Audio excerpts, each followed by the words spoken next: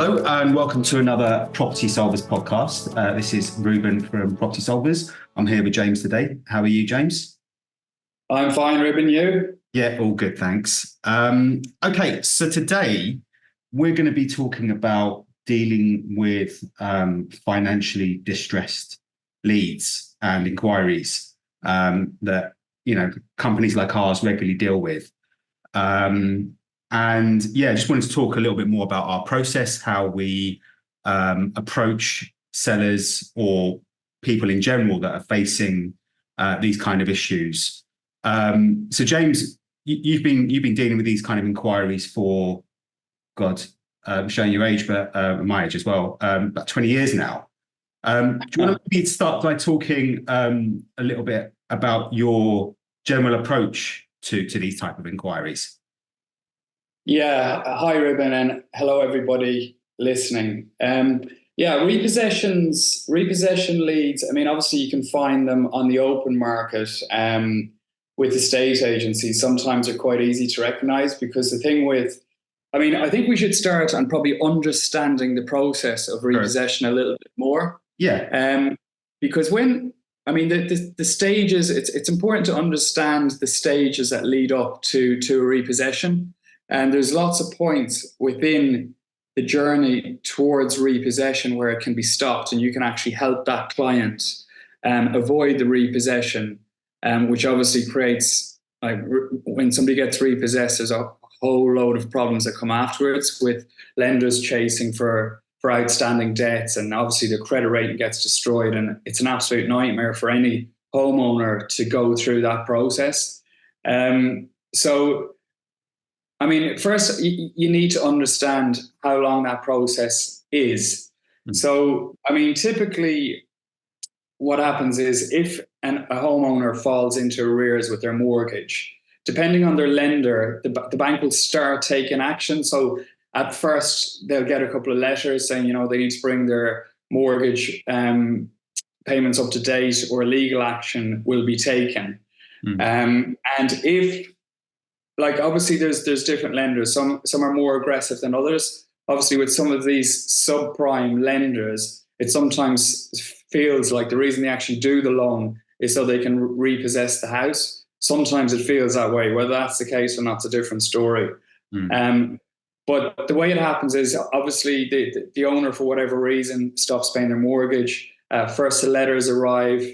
Then what happens is, obviously, as the homeowner falls into arrears, they get a court summons, and that's where the bank or lender will take the homeowner to court.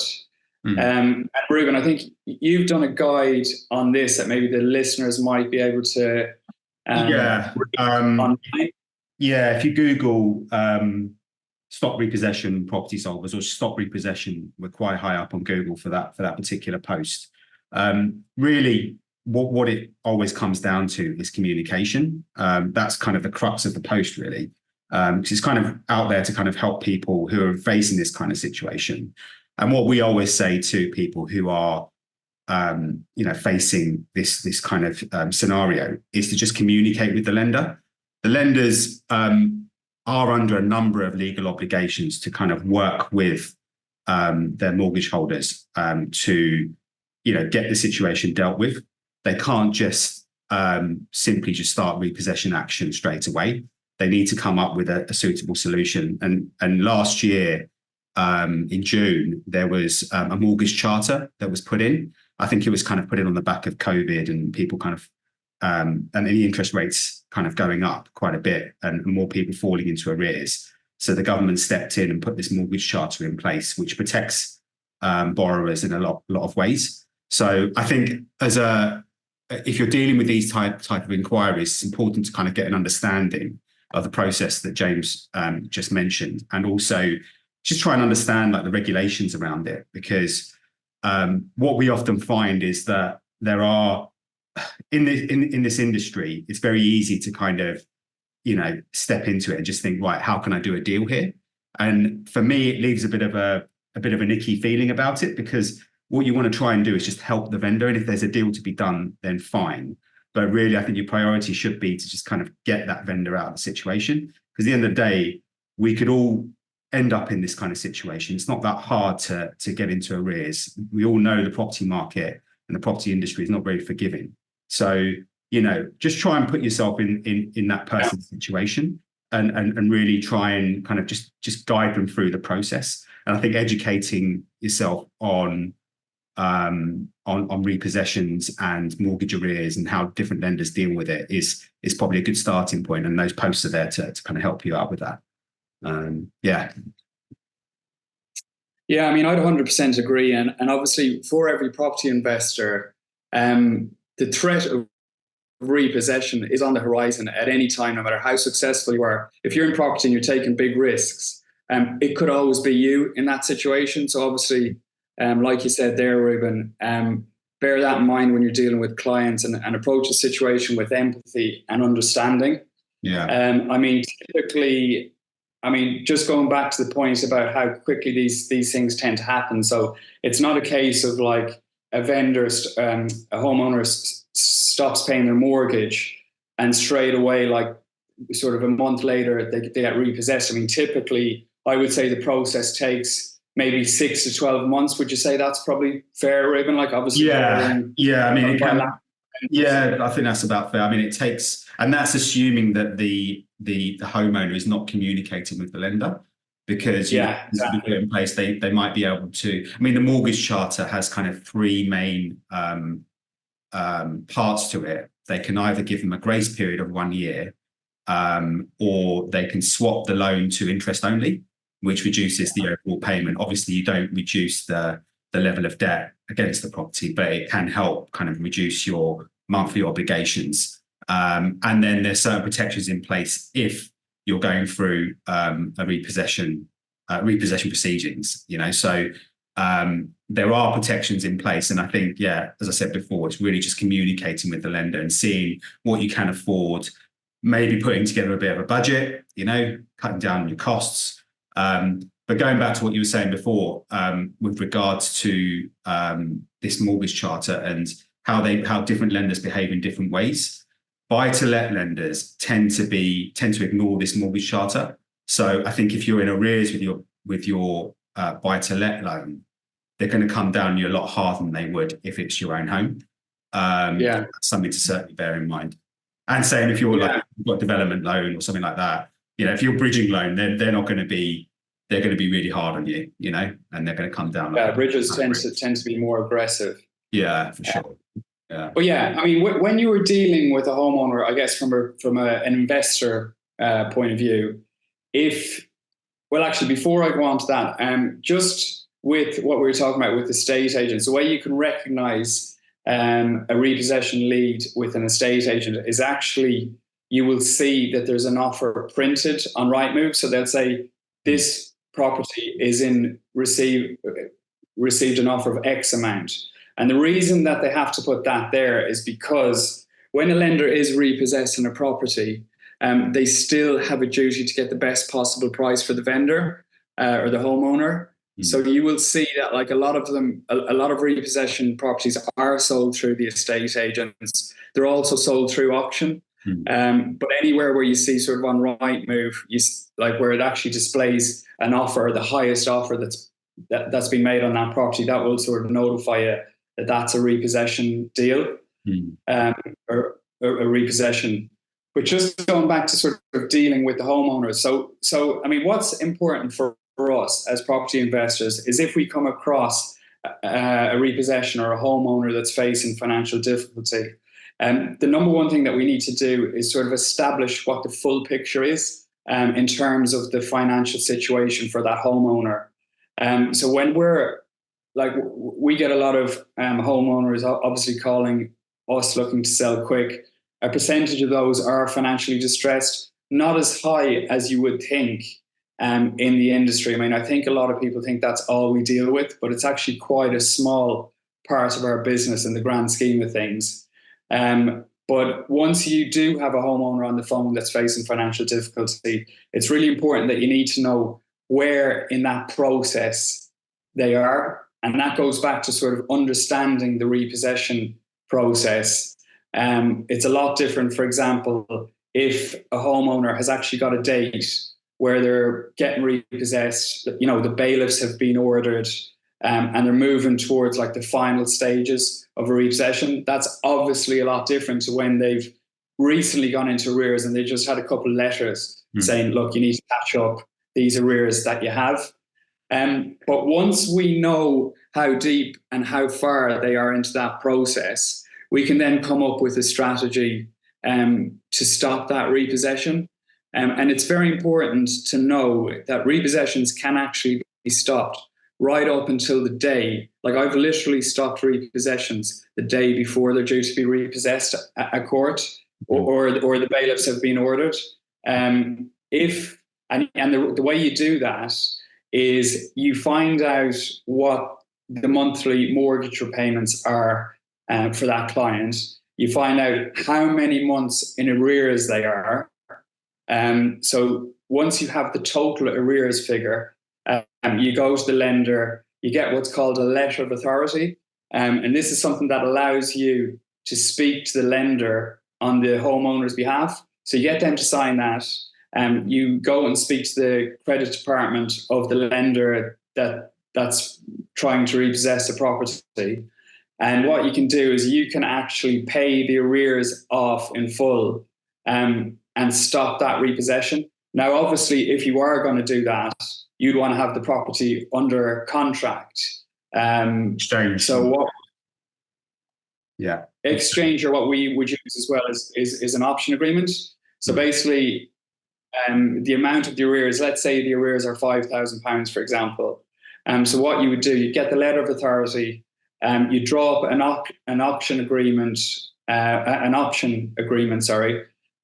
where the option fee is 5,000, and it allows you to buy the property at a certain price. So let's say, for example, the property is worth 100,000, and let's say you've agreed to buy it for 80,000.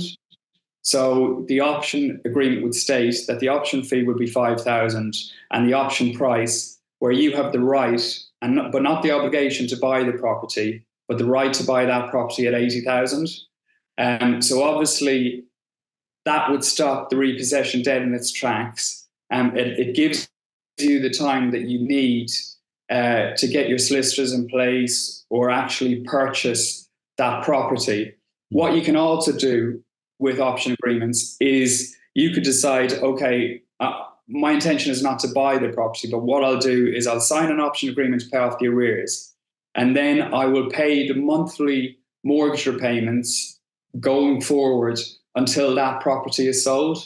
And then once it's sold, I get my return, whatever that return is. So say, for example, if the mortgage repayments were 1,000 a month, and I've used 5,000 as an option agreement, and let's say legal fees cost me 1,000. So I'm into the deal for 10,000. I could actually then have like a buyout fee later down the road for 20,000, for example. I mean, the difference here being I've no stamp duty to pay because I never own it. It's an assignable option. So I basically assign the contract to the new buyer. And it's just a very good way, especially with more expensive properties where you don't have the actual like arrangement fees or the stamp duty to pay or any of these really expensive transaction costs that you have when you buy and sell property. And because effectively you're controlling the asset without owning it. So that can be a very powerful strategy to use with repossessions. And it can help, the owners. Obviously, it's fantastic for the owners because you can stop the repossession. They can move on with their life, no damage to their credit. Obviously there'd be a little bit of damage if they've had arrears, but not compared to what would happen if they were actually repossessed. And they can move on and hopefully get a good price for their house where they would have, ended up with nothing. Yeah, for sure. So just a couple of things. So that's quite a powerful strategy when dealing with. Yeah, for sure. Just a couple of other things to add to that.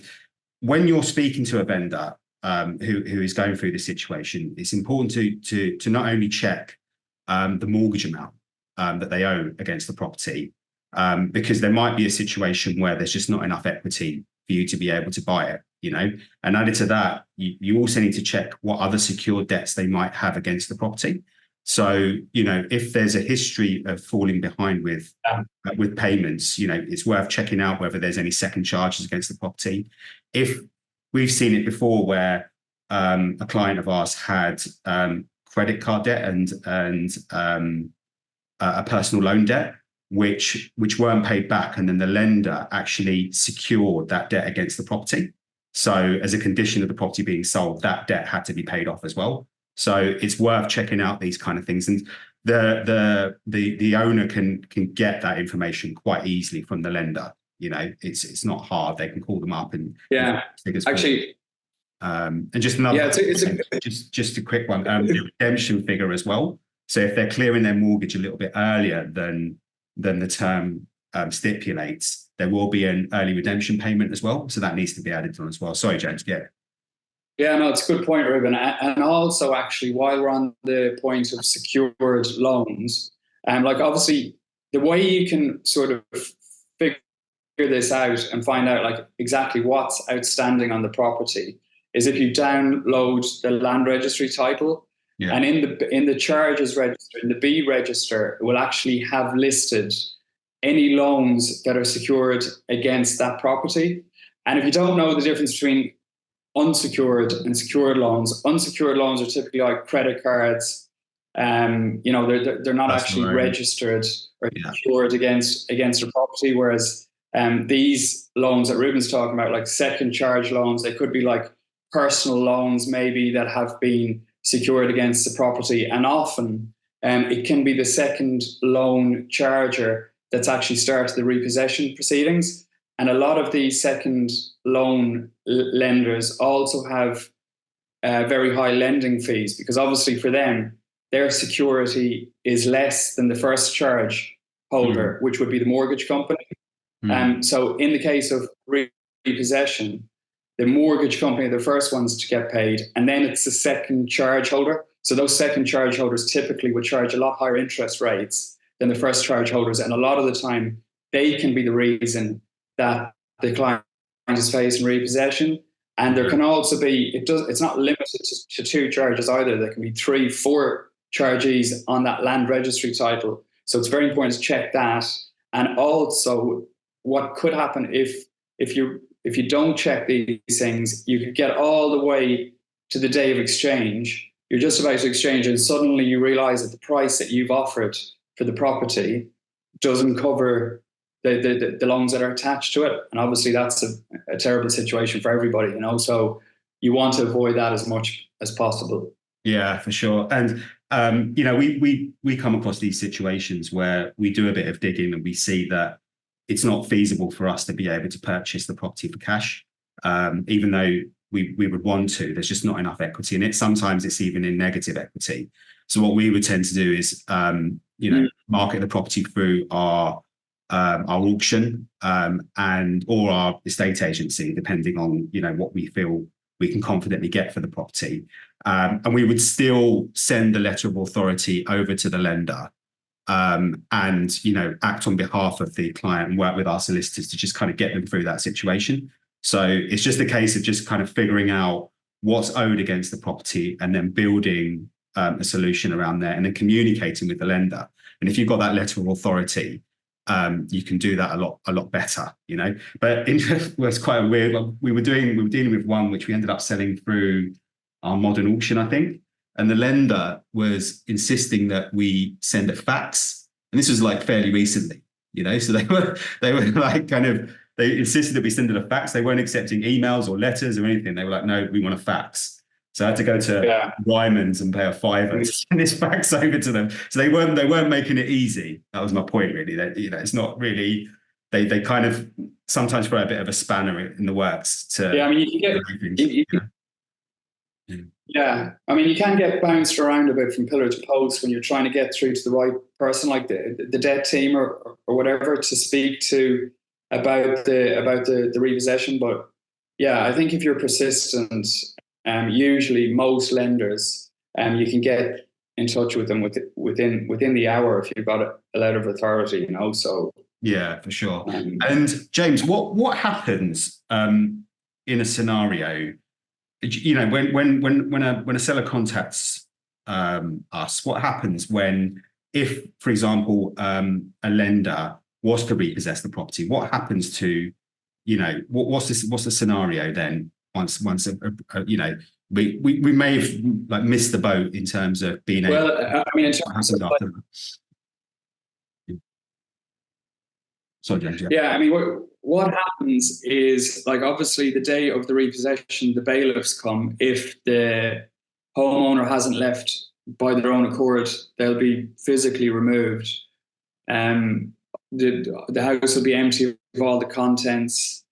And yeah, I mean, the homeowner will be chased then for any outstanding debt, legal fees, anything involved in the sale of that property thereafter. So obviously the lender takes control of the house.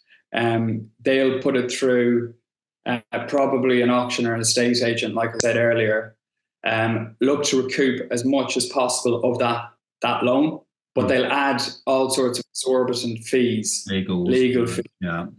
And any shortfall at the end, they will actually chase the homeowner until they get paid back. So that could be a future like attachment to earnings for the homeowner. Right. Obviously, the homeowner's credit will be completely destroyed. Their chances of getting a mortgage again it's very, very difficult to do. So it's really a case of avoiding repossession at all costs. And some homeowners do tend to bury their head in the sand when they're facing these kind of intense financial difficulty situations, because obviously they're super, super stressful. They could have a load of other things going on. So when you, as an investor, can come in there and just take control of the situation, deal with everything on their behalf, I mean, it's really, you know, it's really great for them. It's a true win-win, because obviously, you know, they get the whole repossession stopped.